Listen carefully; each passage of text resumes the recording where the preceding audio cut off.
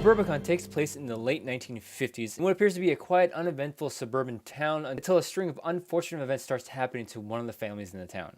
Now, among the three movies that came out this weekend with Jigsaw, Suburbicon, and Thank You for Your Service, I chose Suburbicon because I was hoping to see a dark comedy with like a nice crime thriller mystery kind of twist to it.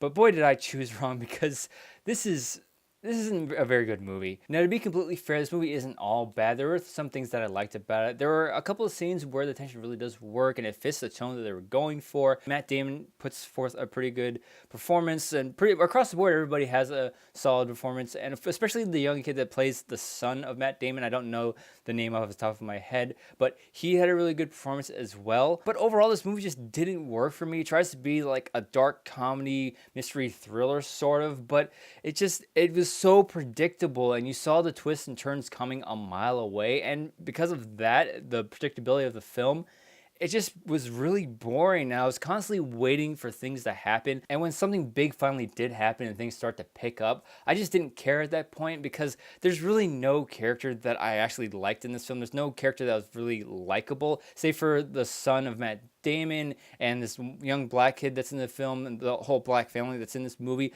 They're the only kind of family that I was kind of rooting for. And that's another thing. There's this big side story with this black family that moves into Suburbicon, and the whole town doesn't want them there because it's the late 1950s, early 60s, and they just don't want like black people moving into their neighborhoods, and they hold town meetings about it, and they're trying to run them out of town.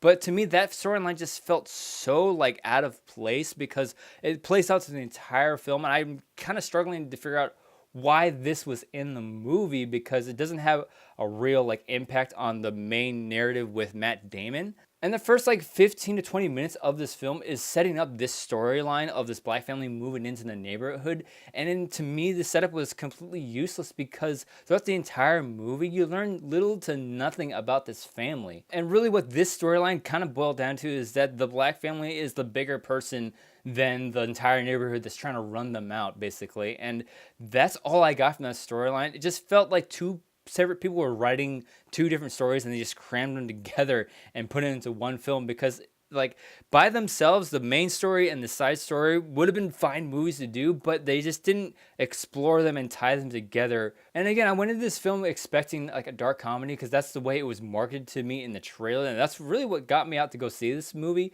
But this film wasn't all that funny to me. I mean, the only person that was really funny in this movie, and frankly was the best part about it, was Oscar Isaac. I mean, he had very little screen time, but the scenes that he was in, he was fantastic. I wish he would have been the main antagonist in this film. Had he been put in that position, I felt that this movie would have been a whole lot better with him being there the entire time, have him be the main antagonist for this film. So looking back on this film, boring and predictable are the words that I would use to describe it. There are a few things that I liked about it, mainly Oscar Isaac, but overall, I would kind of say this was a waste of my time. So I'm giving Suburbicon 2 out of 5 stars.